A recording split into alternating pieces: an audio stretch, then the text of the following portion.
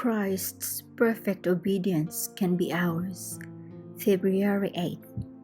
For as by one man's disobedience many were made sinners, so also by one man's obedience many will be made righteous. Romans chapter 5 verse 19. Scripture tells the story so important for every human being to know. On the one hand is presented the disobedience of Adam, with its consequences. On the other, the obedience of Christ.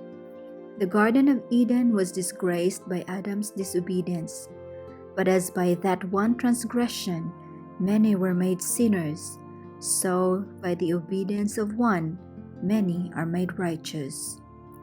The world has been honored with the presence of one man who was wholly and entirely obedient, one who not only believed and taught the claims of God's law, but who lived the law.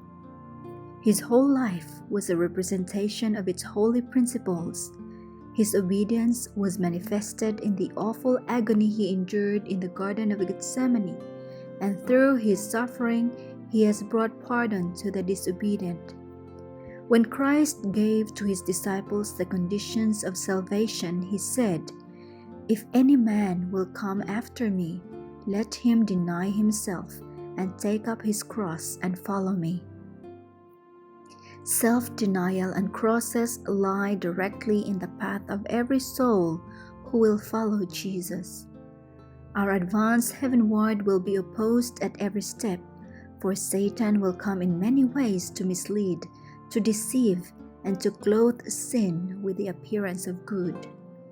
I would urge you carefully to consider the self-denial and self-sacrifice that Christ has endured in your behalf, that you, if you choose, may have that happiness and peace in this life which He alone can give, and an eternity of bliss by and by. Then will you not become missionaries for Christ? Are you not willing to deny self for His sake? To consider how you can do Him service who has done such service for you in redeeming your soul from the power of sin and Satan. When upon earth, Christ said of Himself, "I am among you as he that serveth." He did not strive to obtain the highest place, for He was meek and lowly in heart. He invites you to learn of Him, to wear His yoke, the yoke of obedience to every precept of Jehovah.